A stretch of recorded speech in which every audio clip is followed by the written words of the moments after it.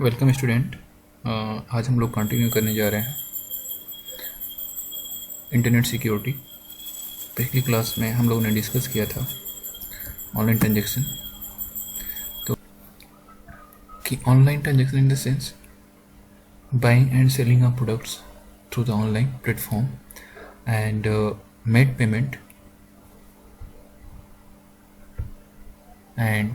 Payment through the different kind of services. जैसे आपका payment आप कैसे करेंगे, डिजिटल पेमेंट हम लोग करेंगे उस केस में। तो डिजिटल पेमेंट में payment through the debit card, credit card, net banking, UPI का मतलब होता है कि जो हम लोग डिफरेंट, जैसे आपका भीम ऐप हुआ, गूगल पे हुआ, तो ये यूपीआई होते हैं। तो इनका यूज़ करके हम लोग ऑनलाइन पेमेंट के बारे में पिछली क्लास में डिस्कस किया था।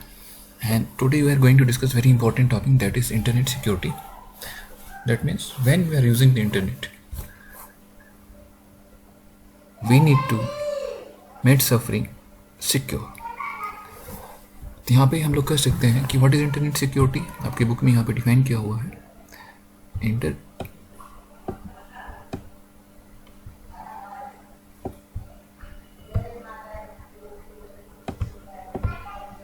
हम कह सकते हैं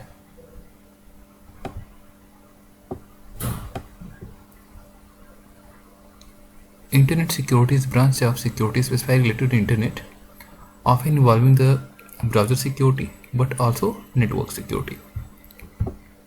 यहाँ पे जो इंटरनेट सिक्योरिटी है,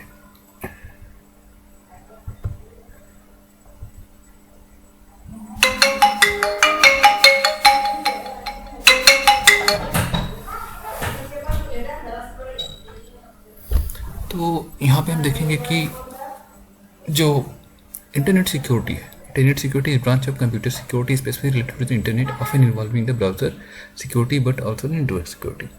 जब हम ऑनलाइन ट्रांजेक्शन करते हैं या ऑनलाइन जो कुछ भी करते हैं, तो हम जो कुछ कर रहे हैं सिक्योर मोड में करें। सपोज करिए कि आप ऑनलाइन ट्रांजेक्शन कर रहे हैं, आपके सारे क्रेडेंशियल थेफ्ट हो गए, चोरी हो गया, तो उस केस में क्या होगा? उस केस में होगा कि आप जो टास्क कर रहे हैं अपनी सुविधा के लिए कर रहे हैं कि आपके टास्क आसानी से परफॉर्म हो, लेकिन यहाँ पे जब आपके डेटा या जो क्रेडेंशियल है, जो काफ़ी सेंसिटिव इन्फॉर्मेशन है, अगर ये ऐसे पर्सन के हाथ में लग गई, इसका मिसयूज हो सकता है, तो ये बहुत हार्मफुल होंगी। देखिए यहाँ पे बहुत सारे तरीके हैं।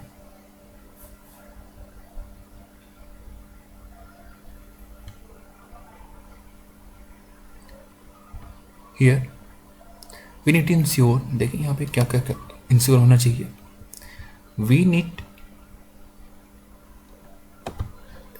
to ensure that your username, password, credit card or online banking information secure or prone to track by unauthorized user। तो हमें जब भी हम नेट यूज़ करें तो हमें ध्यान में रखना है कि जो हमारी इंफॉर्मेशन है वो अनऑथराइज यूज़र, यानी जो ऑथराइज नहीं उसके लिए है, उसको यूज़ न करने पाए।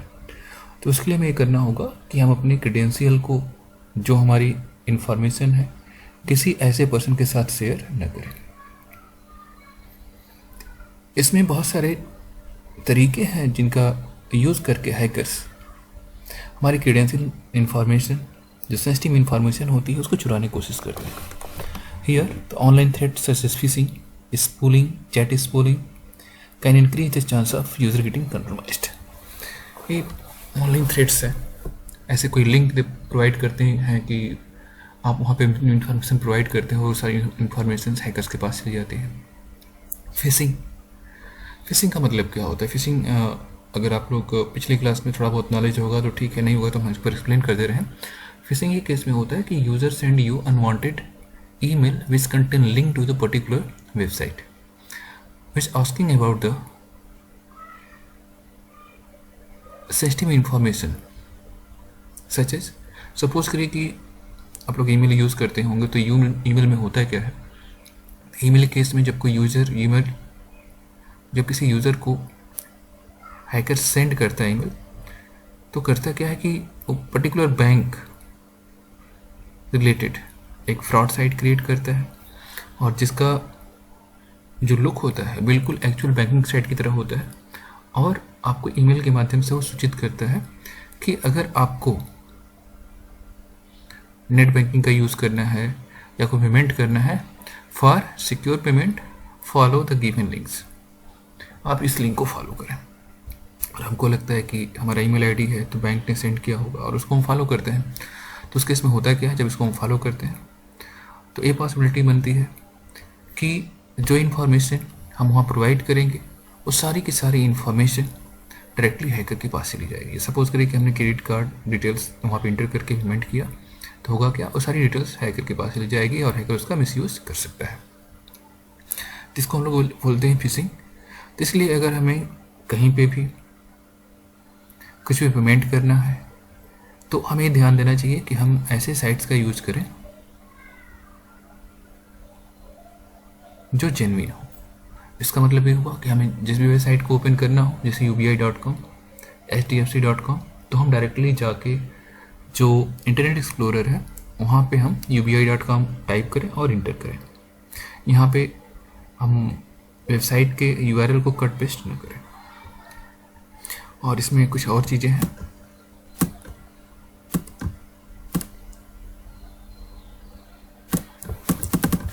और कैसे हम इस रिस्क को रिड्यूस कर सकते हैं, इंटरनेट सिक्योरिटी कैसे इम्प्लीमेंट करते हैं, तो we can reduce the risk using the best practices such as antivirus software, anti-spyware software, firewall, strong password।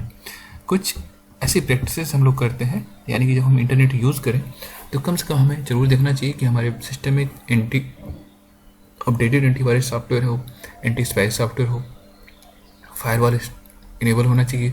We need to use strong password. और इसके अलावा आज डेट में जो हैकर्स हैं अलग अलग तरीके निकालते हैं हैकिंग के, तो हमें इन सब सारी चीज़ों से अवेयरनेस होना चाहिए कि आज डेट में क्या हो रहा है, क्या नए नए तरीके हैं जिससे हैकर्स हमारे क्रेडेंशियल को हैक करने की कोशिश करते हैं। बस अब इतना जान लीजिए, कोई ऐसा लिंक जिसके बारे में आप न जानते हो वहाँ पे हमें अपनी पर्सनल इन्फॉर्मेशन प्रोवाइड नहीं करनी चाहिए। Best practices for security. Best practices for security कौन कौन सी है, यानी कि अगर हम चाहते हैं कि हमारा जो क्रेडेंशियल, हमारा जो डेटा है इंटरनेट पे सिक्योर है, तो उसके लिए कौन कौन सी प्रैक्टिसेस हम लोगों को करनी चाहिए। तो पहला है यूज़ स्ट्रॉन्ग पासवर्ड। तो हमें स्ट्रॉन्ग पासवर्ड का यूज़ करना चाहिए। पासवर्ड तो सभी लोग जानते हैं। पासवर्ड हम ये कह सकते हैं, password is what, key for opening any account. तो in that case we need to use strong password. तो व्हाट इज स्ट्रॉन्ग पासवर्ड, देखिए यहाँ पे जो चीज़ें हम हाईलाइट कर रहे हैं हाईलाइटर से, तो इसको आप लोग अपने नोटबुक में नोट डाउन भी कर लीजिएगा। A strong password is combination of alphanumeric and special character that could be used for creating the password that is not so easy to crack or guessed by the other users। कि strong password ऐसा होना चाहिए कि जिसको other user आसानी से guess नहीं कर पाए और ट्रैक नहीं करने पाए। यहाँ पे अगर हम पासवर्ड क्रिएट कर रहे हैं तो बहुत सारी चीज़ें हमें अपने दिमाग में रखनी चाहिए। कौन कौन सी चीज़ें होती हैं कि हमें इन सब चीज़ों का यूज़ एज ए पासवर्ड के फॉर्म में यूज़ नहीं करना चाहिए। ये कौन कौन सी चीज़ें हैं, ये है आपकी do not keep password such as your favourite colour, friends, relative name, bike number, mobile number, either the single combination option. यानी कि अगर हम पासवर्ड यूज़ कर रहे हैं तो हमें अपने बाइक का नंबर, कॉन्टैक्ट नंबर, अपने पेट का नेम, अपने रिलेटिव का नेम, अपने फ्रेंड का नेम, हमारी लाइक और डिसलाइक, ऐसे कंटेंट को पासवर्ड नहीं बनाना चाहिए। क्योंकि अगर हम ऐसे कंटेंट को पासवर्ड बनाएंगे तो it can be easily tracked by any person. Okay. और दूसरी चीज़ है change password frequently at least 2 और 3 वीक। अगर हम चाहते हैं कि हमारी क्रेडेंशियल सिक्योर रहे तो हमें कम से कम 2-3 वीक के अंदर हमारा जो पासवर्ड है उससे क्या कर देना चाहिए, चेंज कर देना चाहिए। ओके। देन आफ्टर देखिए यहाँ पे हमारा पासवर्ड जितना स्ट्रांग होगा उतना ही अदर पर्सन द्वारा ईजिली एक्सेसिबल नहीं हो पाएगा। यानी कि अगर हमारा पासवर्ड स्ट्रॉन्ग नहीं होगा तो कोई भी पर्सन नॉर्मली गेस करके उसको क्रैक कर सकता है। सपोज करिए अगर अपने पासवर्ड, यहाँ पे कुछ एग्जांपल्स दिए हुए हैं कि अगर हमने यहाँ पे पासवर्ड डाला 1 2 3 4 5 6 7 8 9, तो कॉमन पर्सन है, मैक्सिमम लोग यही पासवर्ड डालते हैं। अगर पासवर्ड गेस करना होगा तो हम ऐसे ही डालेंगे, कोई भी आपका पासवर्ड गेस कर लेगा। आपको पता है कि दुनिया का सबसे मोस्ट पॉपुलर पासवर्ड कौन है? यानी कि मैक्सिमम नियर अबाउट 50 to 60% लोग अपने कंप्यूटर सिस्टम में या अपने अकाउंट को लॉक करने के लिए ही पासवर्ड डालते हैं। 1 2 3 4 5 6 1 to 6 ये नंबर्स होते हैं, they are using as a password 1 to लेके 6, यानी कि सबसे कॉमन गेसेबल पासवर्ड है तो 1 to 6 है। तो अगर इस टाइप का पासवर्ड जनरेट कर रहे हैं, आप लगा रहे हैं अपने अकाउंट पे कहीं पे, तो आप कर सकते हैं कि आपका अकाउंट जो है काफ़ी ईजिली, जो आपका पासवर्ड है काफ़ी ईजिली गेस किया जा सकता है। तो यहाँ पे कुछ टिप्स दी हुई है या गाइडलाइन है कि हमें स्ट्रॉन्ग पासवर्ड कैसे क्रिएट किया जाना चाहिए। General guideline for creating the strong password. Okay, पहला क्या है? Keep the length of password at least 14 to 18 characters. That means password should be at least 15 to 18 characters, यानी कि हमारा पासवर्ड कम से कम 14 से लेके 12 से लेके 14 कैरेक्टर का होना चाहिए, इससे स्मॉल नहीं होना चाहिए। Avoid keeping the password based on repetition. Avoid keeping the password based on repetition, directory word, letter, number, sequences, username, relative bits और etc. और हमें पासवर्ड कैसा क्या क्या अवॉइड करना चाहिए? Avoid keeping password based on repetition. हमें password ऐसा नहीं होना चाहिए कि जो बार बार रिपीट हो। जैसे हमने कोई पासवर्ड अगर 6 या 8 डिजिट का पासवर्ड है या 20 डिजिट का पासवर्ड या 14 डिजिट का पासवर्ड हो, तो हमने 1 1 1 1 1 1 1 अगर ऐसे पासवर्ड मेंशन कर दिया, कोई भी इसको गेस कर लेगा। हमें पासवर्ड क्या करना चाहिए? पासवर्ड बनाना चाहिए, लेकिन रिपीटिव नहीं होना चाहिए। डिक्शनरी वर्ड्स, हमें डिक्शनरी वर्ड का यूज नहीं करना चाहिए, क्योंकि जो हैकर्स होते हैं they are using the robots. Robots क्या होते हैं?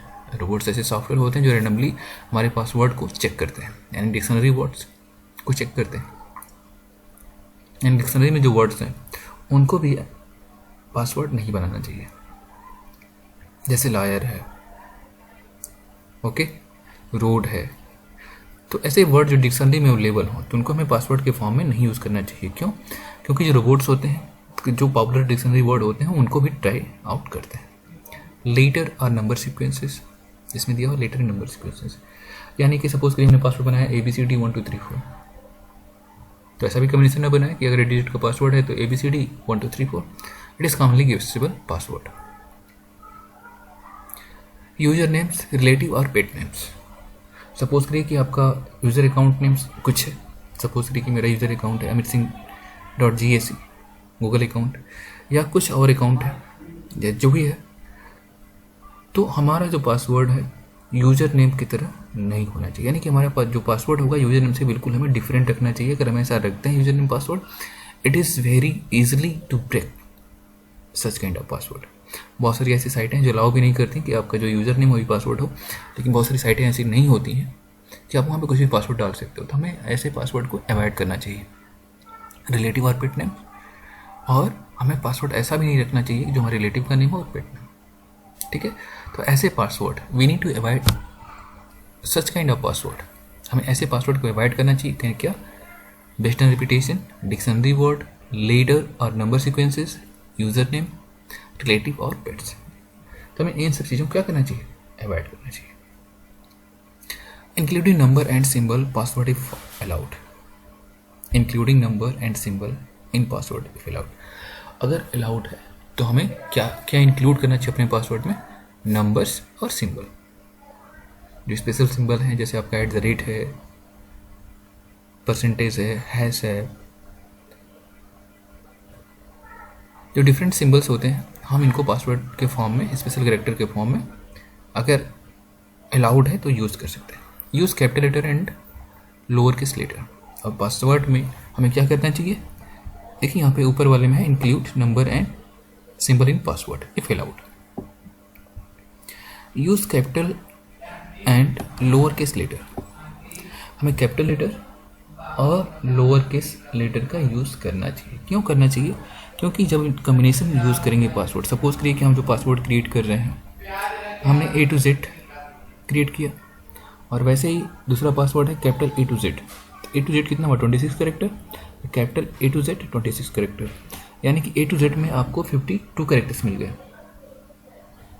ओके, कि जितना आप कम्बिनेशन यूज़ करेंगे उतना ही पासवर्ड को क्रैक करना क्या होगा? मुश्किल होगा। तो आपको कहा जाता है कि जितना कम्बिनेशन आप यूज़ करेंगे, इसलिए जो स्ट्रांग पासवर्ड क्रिएट करते हैं तो हमें ये करना चाहिए कि use upper case and lower case, use special character, use numeric values. अगर इन तीनों या चारों का जब मिक्स करके कोई पासवर्ड क्रिएट करते हैं, it is very strong and it is not easy to break, और ये काफ़ी आसान नहीं होता ब्रेक करने के लिए। Avoid using the same password on the multiple site. जाहिर सी बात, हम लोग सामने सबसे बड़ी समस्या होती है कि अगर हम कोई पासवर्ड क्रिएट करते हैं उसको भूल जाते हैं, तो हम करते क्या है कि एक ही पासवर्ड को हर जगह यूज़ कर लेते हैं। तो इसका डिसएडवांटेज क्या है? चलिए, आसानी के लिए आपने तो कर लिया, काम आपका आसान हो गया, लेकिन जब इमेजिन करिए अगर आपका कोई पासवर्ड एक गेट कर लिया, अगर हैकर्स आपका पासवर्ड गेट कर लिया, सोचिए अगर एक पासवर्ड गेट कर लिया तो जितने भी आपके अकाउंट्स हैं अगर उनके बारे में उसको नॉलेज है तो सारे के सारे अकाउंट्स को एक्सेस कर सकता है। इसलिए हमें अलग अलग पर्पस के लिए अलग अलग साइट्स पे अलग अलग पासवर्ड रखने चाहिए। ओके, फिर आगे आते हैं। Avoid using something that public और वर्कमेट यू स्ट्रांगली लाइक और डिसलाइक।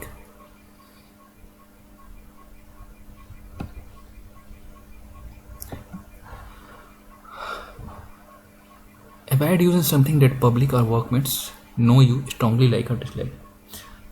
या हमें ऐसे कंटेंट्स को पासवर्ड के फॉर्म में नहीं यूज़ करना चाहिए जिसको हम लाइक करते हैं डिसलाइक करते हैं। सपोज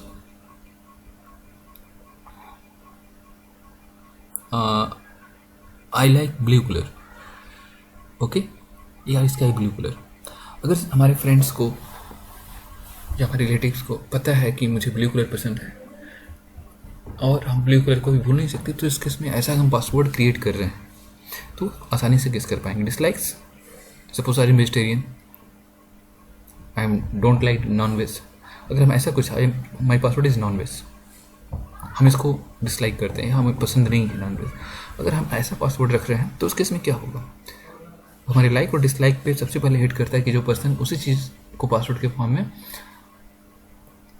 यूज़ करता है कि जो उसका लाइक और डिसलाइक हो, या ऐसे कंटेंट जो उसको आसानी से भूल ना सके, तो उस केस में लाइक या डिसलाइक वाले जो कंटेंट्स हैं पासवर्ड के फॉर्म में हो सकते हैं। तो हमें ऐसा कोई पासवर्ड नहीं रखना चाहिए कि जो ईजिली क्या हो जाए, कोई गेस कर सके।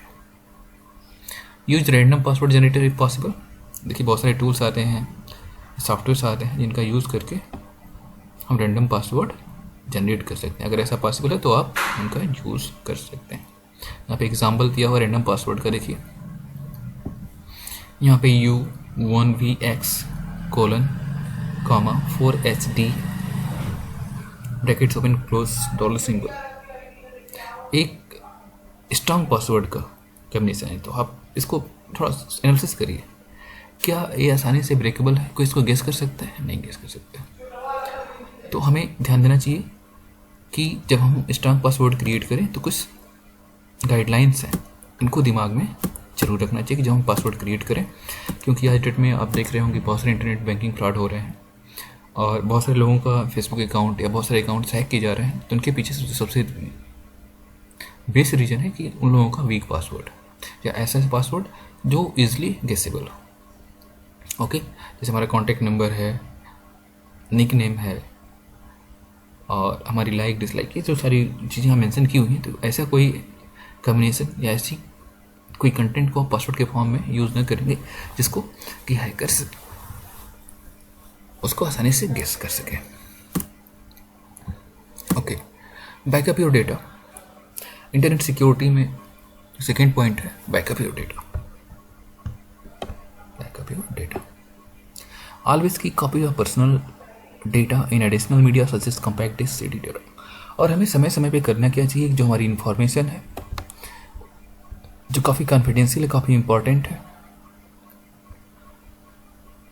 उसका समय समय पे क्या करना चाहिए, बैकअप करना चाहिए. क्योंकि अगर हम बैकअप नहीं करेंगे तो हो सकता है हमारा सिस्टम क्रैश कर जाए. There is we can't believe on hardwares. हम हार्डवेयर बिलीव नहीं कर सकते. जो इन्फॉर्मेशन इसमें पड़ी हुई है वो कब तक सेफ है, जब तक आपका हार्डवेयर चल रहा है. अगर हार्डवेयर फेलियर हो गया तो उस डेटा को रिकवर करना काफ़ी मुश्किल हो जाएगा. तो इस केस में हम हमारे जो इंपॉर्टेंट डेटा है, सपोज करिए हमने किसी प्रोजेक्ट पर 20 डेज़ काम किया, 10 डेज़ काम किया, 10 घंटे काम किया. काम करने के बाद हमने उस प्रोजेक्ट को रेडी किया. सपोज करिए कि हमें एक per day 10 hour 30 days work करके प्रोजेक्ट रेडी किया, कुछ कंटेंट रेडी किया, और हार्डवेयर फेलियर हो गया तो क्या होगा, सारा डेटा लॉस हो गया. यानी कि हम कह सकते हैं कि 30 days 10 hour, that means 300 hour का जो हमारा वर्क है वो लॉस हो गया. तो इन सबसे बचने के लिए हमें क्या करना चाहिए, we need to take the backups on the disk, pen drives etcetera. और दूसरी चीज़ें हैं कि इनका एडवांटेज ये हो गया, always keep the copies of personal data in additional media compacts. और ये कब अवेलेबल होते हैं, जब आपका डेटा लॉस हो जाता है तो आप वहाँ से डेटा को रिकवर कर सकते हैं. Keep the data away from unauthorized user. और दूसरी चीज़ कि ये जो डेटा है जो यूज़र अथराइज नहीं है उनकी पहुँच से दूर रखें. सपोज करिए कि हमारे सिस्टम में हम काम कर रहे हैं तो जो इसके लिए अथराइज हो वही इसको देख सके, और जिसको इसकी ज़रूरत नहीं है वो देखेगा और उसका मिसयूज ही करेगा. तो हमें क्या करना चाहिए कि ऐसे persons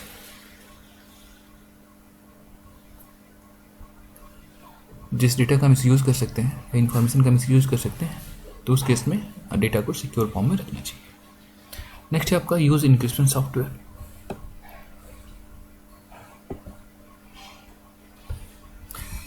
to protect our data from unauthorized user.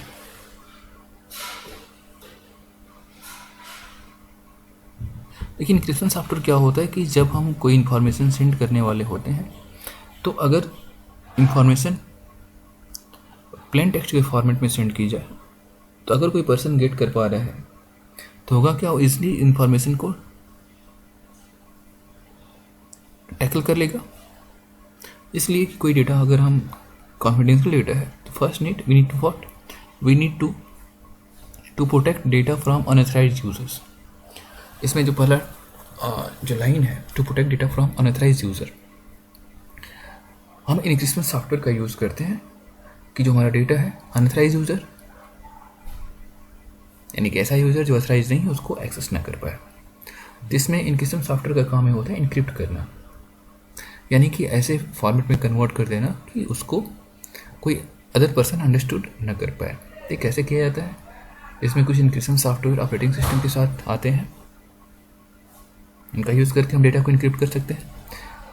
और we can use the third party software. Third party software मतलब कैसे दूसरे सॉफ्टवेयर का यूज़ करके हम डेटा को इनक्रिप्ट कर सकते हैं. अगला है keep your user name and password private. देखिए इंटरनेट सिक्योरिटी में सारी चीज़ें हैं, इसको आप लोग ध्यान दीजिएगा. Keep your user name and password private. Never share your user name password on the computers used shared environment such as internet cafe. हमें क्या करना चाहिए, हमें करना चाहिए कि हमें जो never save your username password on the computers that are used in the shared environment such as internet cafe. कि अगर हम शेयर्ड इन्वायरमेंट में काम कर रहे हैं, कि लैब में काम कर रहे हैं, सारे सिस्टम आपस में इंटरकनेक्टेड हैं, तो उस केस में हमें जो अपना यूज़र नेम और पासवर्ड क्या रखना चाहिए, प्राइवेट रखना चाहिए, सबको बताना नहीं चाहिए. और कंप्यूटर्स पे सेव नहीं करना चाहिए. क्यों, क्योंकि हम सेव करेंगे तो बाकी यूजर्स अगर उसको जान जाएंगे तो जानने के बाद हमारी सारी जो कॉन्फिडेंशियल इन्फॉर्मेशन है लॉगिन करके किसी दूसरे सिस्टम से एक्सेस कर पाएंगे और हमें पता भी नहीं चलेगा.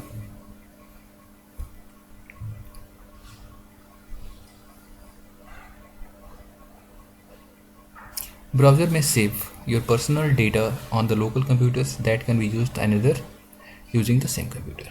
ओके, तो हमें समय समय पे अपनी जो कुकीज़ है, जो ब्राउज़र की कुकीज़ होती है हिस्ट्री होती है उसको भी क्लियर कर देना चाहिए।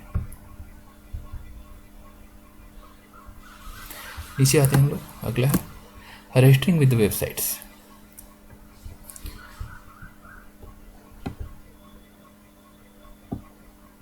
देखिए काफ़ी इंपॉर्टेंट टॉपिक है, और हम लोग जब भी किसी वेबसाइट्स को रजिस्टर करते हैं उसकी क्या टर्म एंड कंडीशंस है उसको हम लोग रीड नहीं करते हैं, वहाँ पे लेता है accept term and condition. Suppose कि हम किसी वेबसाइट पर रजिस्टर कर रहे हैं तो हमें ये देखना होता है कि हमें अपना टास्क करना है, और हमें भूल जाते हैं कि वो क्या परमिशन ले रहा है हमसे, क्या परमिशन मांग रहा है। सपोज करिए अगर आपने परमिशन दे दिया, he can access your contact detail, he can access your media file, he can access your cam, he can access your different kind of hardwares, mic, speaker। तो ये सारी चीज़ें एक्सेस करने की परमिशन आप दे रहे हैं। तो अगर हम रजिस्टरिंग विद द वेबसाइट, जब भी किसी वेबसाइट को रजिस्टर करें, जो एग्रीमेंट्स होता है जिसको हम एक्सेप्ट करते हैं, विदाउट एक्सेप्ट किए हुए हम उसके आगे नहीं बढ़ सकते, तो हमें उसे केयरफुली रीड करना चाहिए कि जो वेबसाइट को रजिस्टर कर रहे हैं तो हमारी इन्फॉर्मेशन को कैसे यूज़ कर सकता है। आपकी इन्फॉर्मेशन को हो सकता है कि वहाँ पे टर्म एंड कंडीशन हो कि अगर आप उस वेबसाइट के साथ रजिस्टर करें तो आपकी इन्फॉर्मेशन को सेल कर सकते हैं मार्केट में।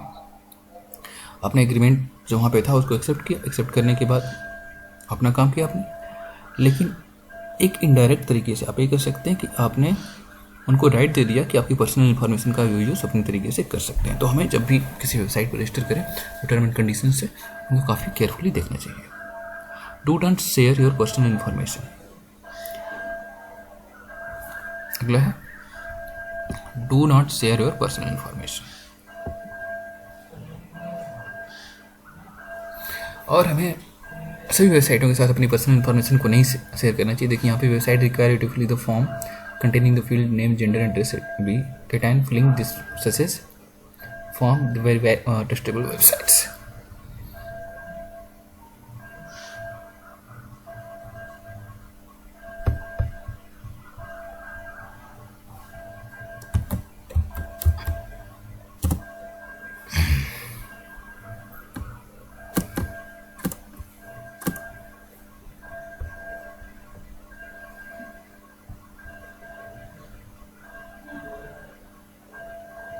बी के टाइम देखिए यहाँ पे हमें सावधान होना चाहिए।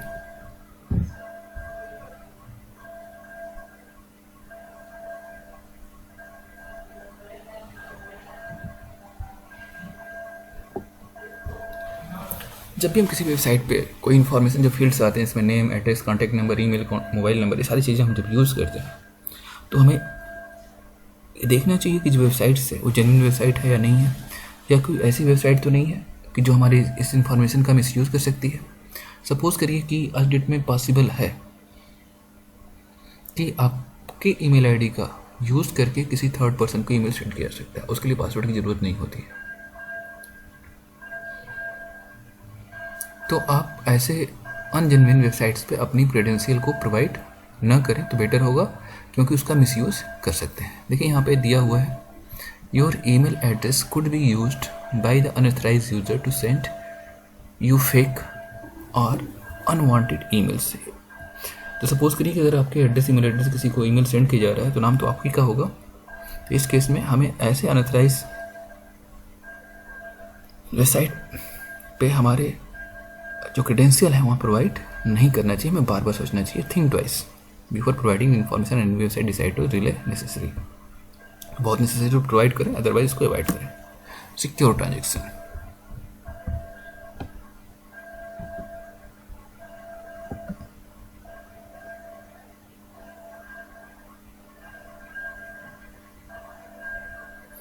देखिए यहाँ पे if you are using the online shopping, देखिए you are using the online shopping or transaction website even store your credit card, banking, personal information, credit card number, account details. This information can be tracked by the unauthorized user। देखा आप लोगों ने देखा होगा कि जब हम किसी वेबसाइट का यूज़ करते हैं तो वहाँ पे अपनी क्रेडेंशियल को स्टोर कर लेते हैं, credit card number, debit card number, banking, personal information। This information can be tracked by unauthorized user often known as the hackers to misuse the information. तो हमें जो ट्रांजेक्शन है सिक्योर ट्रांजेक्शन करना चाहिए। पहली चीज़ का ध्यान रखना चाहिए, जब भी हम ट्रांजेक्शन करने जाएं तो जो URL होता है उसमें ज़रूर देखें कि गोल्डन लॉक का सिंबल बना हुआ है या नहीं बना हुआ है। पहली चीज़, गोल्डन लॉक का सिंबल मतलब ये वेबसाइट सिक्योर है। सेकेंड, वहाँ पे HTTPS जो लिखा हुआ है वो है या नहीं, hyper text transfer protocol with security. And then after, अगर ये है तो हम कर सकते हैं कि वेबसाइट सिक्योर है। आपने देखा होगा कि बहुत सारी साइट्स को हम जब ओपन करते हैं उसके ऊपर वहाँ पर दिया तो होता है, लेकिन इसके ऊपर एक रेड क्रॉस का सिंबल आता है। That means that website is fake website, unsecure websites.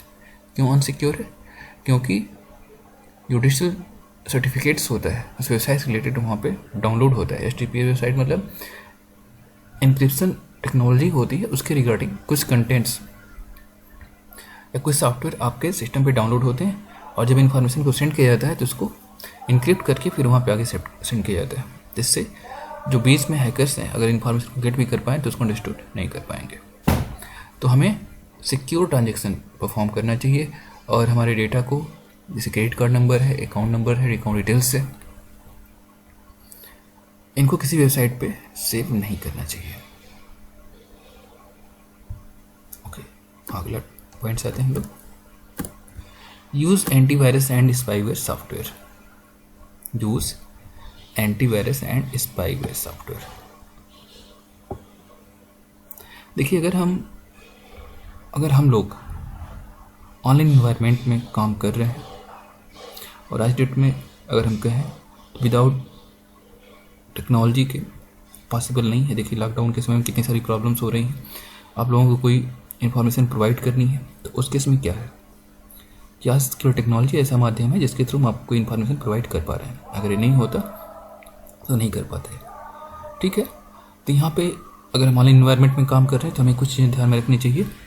Use antivirus and spyware software, कि हमें अपने सिस्टम पे latest antivirus software, spyware software को इंस्टॉल करके रखना चाहिए। क्योंकि जो हमारे सॉफ्टवेयर्स होते हैं, देखिए यहाँ पे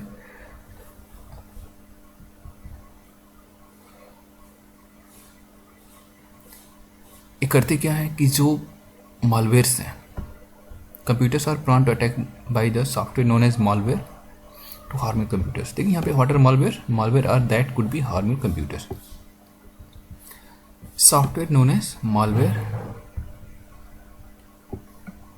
what software known as malware that can harm your computer, यानी कि मालवेयर ऐसे सॉफ्टवेयर होते हैं। देखिए यहाँ पे जो मालवेयर्स क्या होते हैं, अब मालवेयर की बात आई तो अगर आप पिछली क्लास में जाएं, क्लास आई होप 8th में आप लोगों ने थोड़ा बहुत पढ़ा होगा, 6, 7, 8 में, तो मालवेयर के बारे में हमें इंट्रोडक्शन दिया गया होगा। नहीं दिया तो इसको फिर से रिवाइज कर लेते हैं। तो malware are such kind of software which harm your computers. तो उसके लिए मालवेयर का जो यूज़ होता है, जो हैकर्स करते हैं हमारे सिस्टम को हार्म करने के लिए, करते क्या है मालवेयर, हो सकता है आपके सिस्टम की सारी जो इंपॉर्टेंट फाइल को डिलीट कर दें, और क्या कर सकते हैं, आपकी इन्फॉर्मेशन को थेफ्ट कर सकते हैं डिफरेंट तरीके से। यानी कि हम कर सकते हैं मालवेयर ऐसे सॉफ्टवेयर होते हैं जो हमारे सिस्टम को हार्म पहुंचाते हैं। और जो अटैकर्स होते हैं वो different kind of malware time to time create करते रहते हैं। तो इसलिए हमें क्या करना चाहिए, we need to keep antivirus and spyware software away up to date, protecting your computer system and threat. तो उसके लिए हमें मालवेयर से प्रोटेक्शन के लिए, मालवेयर आपका वायरस हो सकता है, वर्म हो सकता है, स्पाईवेयर्स हो सकते हैं, बहुत सारी चीज़ें हो सकती हैं। मालवेयर का मतलब ऐसे सॉफ्टवेयर कंटेंट जो आपके सिस्टम को हार्म करें, और इससे बचने के लिए जो इस सॉफ्टवेयर की ज़रूरत होती है उसको हम लोग anti virus and anti spyware software कहते हैं। तो हमें अपडेटेड एंटी स्पाईवेयर और एंटी वायरस सॉफ्टवेयर को इंस्टॉल करना चाहिए सिस्टम पे। नेक्स्ट क्या है, do not immediately respond mail from unknown users. अगर हम ऑनलाइन इन्वायरमेंट में काम कर रहे हैं तो ऐसे यूजर को तुरंत रिस्पॉन्ड नहीं करना चाहिए एट ए टाइम। सपोज कि आपके पास कोई मेल आया, आपसे कोई इन्फॉर्मेशन वास्ट कर रहे हैं, तो पहले आप वेरीफाइड हो जाइए कि पर्सन सही है या गलत है, इसके बाद ही उनको इन्फॉर्मेशन प्रोवाइड करिए। जैसे यहाँ पे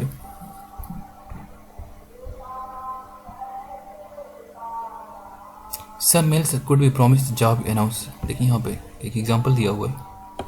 some mails could be promised a job to announce lottery result which could be compromise the users. In some cases, script dangerous to attach the emails. Never open the attachments. और हमें करना ये भी चाहिए कि जिनको हम नहीं जानते या जिस पर्सन को नहीं जानते हैं, जिस यूज़र को नहीं जानते हैं, तो उन्होंने अगर कोई अटैचमेंट भी सेंड किया तो उनको डाउनलोड नहीं करना चाहिए। अगर डाउनलोड कर रहे हैं तो हो सकता है उसमें कोई डेंजरस स्क्रिप्ट हो जो पूरे आपके सिस्टम का एक्सेस उनको दे सकते हैं।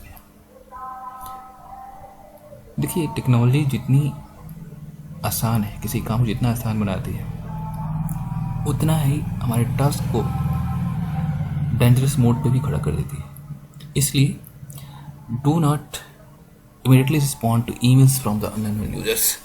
देखिए, बहुत सारे यूजर्स हैं, बहुत सारे मेल्स आते हैं, हो सकता है अननोन हो, तो पहले उसको वेरीफाई कर लीजिए अपने स्तर से, इसके बाद ही आप उसको ओपन करिए। अगर ओपन कर भी रहे हैं तो कम से कम आप ये मान के चलिए कि हमारे पास updated antivirus, anti spyware softwares और फायरवॉल, ये सारी सेटिंग इनेबल्ड हो। देखिए यहाँ पे इस चीज़ को, never open the attachment from unknown source. Okay, अगला पॉइंट है क्लियर कुकीज़ फ्रिक्वेंटली। कुकीज़ क्या होता है? Cookies are short form information about the particular users which is stored on our browser। Cookies क्या होता है? यूज़र के बारे में शॉर्ट फॉर्म इंफॉर्मेशन होती है जो ब्राउज़र पे स्टोर होती है। तो क्लियर ब्राउज़र कुकीज़ फ्रिक्वेंटली। और बहुत सारी वेबसाइट्स होती हैं, वो करती क्या है, they are actually track the cookies. आपने देखा होगा कि बहुत सारे यूजर्स हैं, फेसबुक है या गूगल है या कोई और साइट है, तो आपने देखा होगा कि जब साइट को आप विज़िट कर रहे हैं और आपने अमेज़न पे किसी प्रोडक्ट को सर्च किया, जब फेसबुक का ओपन करते हैं देखते हैं कि उससे रिलेटेड प्रोडक्ट एडवर्टीजमेंट के फॉर्म में आपके सामने आ रहे हैं। तो कैसे पॉसिबल है? क्योंकि जो इस साइट्स होती हैं वो करती क्या है,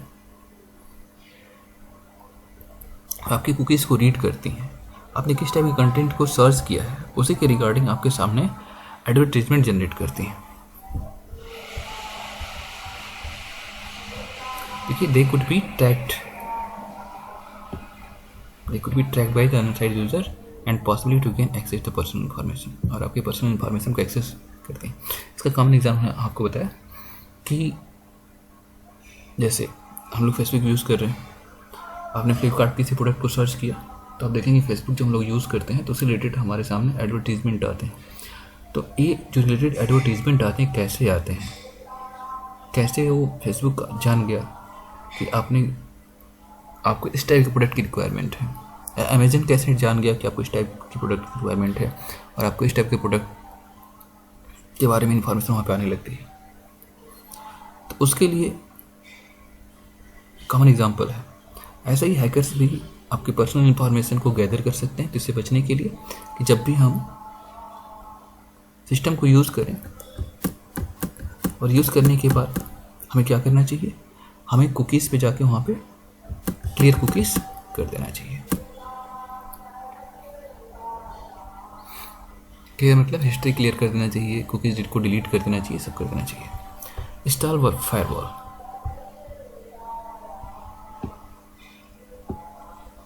देखिए फायरवॉल क्या होता है?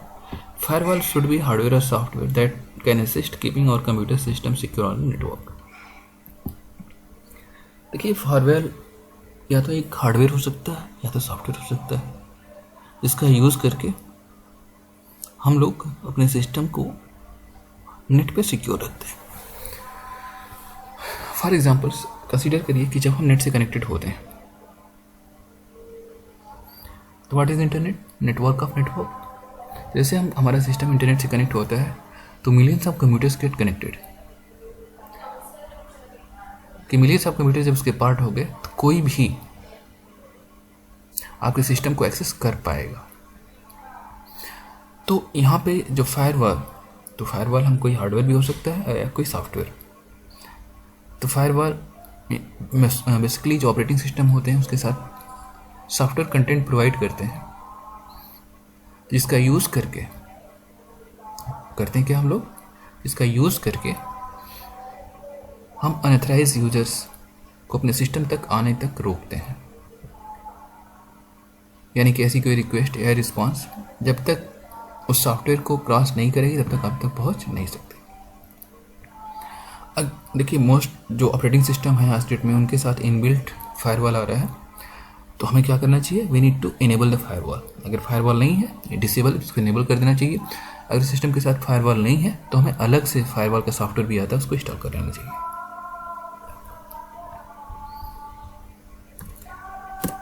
Never install software from unknown resources. Never install software from unknown sources, यानी कि हमें ऐसे सॉफ्टवेयर को डाउनलोड नहीं करना चाहिए जिसके बारे में हम नहीं जानते। सॉफ्टवेयर तो रिक्वायरमेंट हो, जैसे आपको व्हाट्सएप डाउनलोड करना है तो आप प्ले स्टोर से डाउनलोड करिए। ऐसा नहीं कि आपने गूगल पे सर्च किया, फेसबुक वहाँ से डाउनलोड करिए किसी भी साइट से, इट विल बी हार्मफुल। तो कोई भी सॉफ्टवेयर आपको डाउनलोड करना है तो आप ट्रस्टेड वेबसाइट से ही डाउनलोड करें, ये आपके लिए बेटर होगा, या रिप्यूटेड वेबसाइट से ही डाउनलोड करें। as you might be trustably download only the well-known reputed websites. Okay. Remove unwanted or unknown software application. हम लोगों की एक बड़ी बैड हैबिट होती है कि जो कुछ मिला इंस्टॉल कर लिया, इंस्टॉल करने के बाद उसकी ज़रूरत है या नहीं है अपने सिस्टम पे रखे रहते हैं। तो हमें करना क्या चाहिए? ऐसे सॉफ्टवेयर्स को हमें रिमूव कर देना चाहिए। काम हो गया, बेटर है। ज़रूरत पड़ी अपने इंस्टॉल कर लिया, अगर उसकी ज़रूरत नहीं है तो उनको अपने सिस्टम से रिमूव कर देना चाहिए।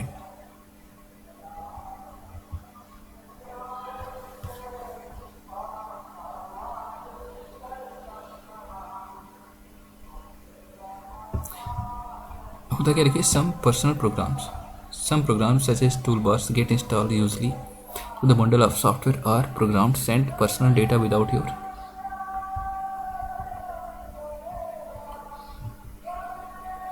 देखिए, अगर आप ऐसे सॉफ्टवेयर इंस्टॉल करते हैं तो वो सॉफ्टवेयर करते क्या है, विदाउट आपकी परमिशंस के कुछ इन्फॉर्मेशन आपके सिस्टम से बाहर को सेंड करते हैं। That is very dangerous. Clearing browsing history, clearing data stored in the browser. देखिए, यहाँ पे ब्राउजर में ऊपर क्लियर ब्राउजर हिस्ट्री, जिसमें यही बताया गया है कि हम जब भी हम नेट यूज़ करें तो नेट यूज़ करने के बाद जब भी उसको छोड़ें तो जाके हमें अपनी ब्राउजर हिस्ट्री को क्लियर कर देना चाहिए। Web browser, web password management, यहाँ बहुत सारी चीज़ें दी हुई हैं। तो यहाँ पे कैसे क्लियर किया जाएगा? टूल के माध्यम से अब जाके आप अपने हिस्ट्री को क्लियर कर सकते हैं। यहाँ पे दिया हुआ है, देखिए यहाँ पे रिमेंबर पासवर्ड है। Notice that the password section remember password sites are checked, means browser configured the password website automatically. तो अलग अलग वेबसाइट्स के लिए अलग अलग वेब ब्राउज़र के लिए अलग सेटिंग होती है। तो आप जाके वहाँ पे हिस्ट्री में हिस्ट्री को क्लियर कर दीजिए, कुकीज़ को क्लियर कर दीजिए। ओके, इस तरीके से आपका जो चैप्टर हुआ कंप्लीट हुआ। और इसमें दो चीज़ें हैं, explain different kind of online threats. तो ऑनलाइन थ्रेट्स क्या क्या होते हैं? तो ऑनलाइन थ्रेट्स, इसके बारे में आप लोग सर्च करके लाइएगा, जिसमें वायरस, वॉर्म, स्पाईवेयर, ये सारी चीज़ें होती हैं। इसके बारे में आप लोगों को राइट डाउन करना है, होमवर्क दिया गया है, तो उसके बारे में आप लोग सर्च करिएगा नेट पे। क्योंकि अगर आप ऑनलाइन क्लासेस देख रहे हैं तो आप वहाँ पे ऑनलाइन थ्रेट के बारे में सर्च करके, ये आप लोगों के लिए होमवर्क है, इसको ज़रूर करिएगा। और यहीं पे हम ये लेक्चर स्टॉप करते हैं और बाकी कंटेंट्स हम अगले लेक्चर में मेंशन करेंगे। देखिए, आप लोगों का यूनिट टेस्ट होने वाला है, या यूनिट टेस्ट होगा तो उसके रिगार्डिंग जो लेक्चर्स अभी आपको बताया गया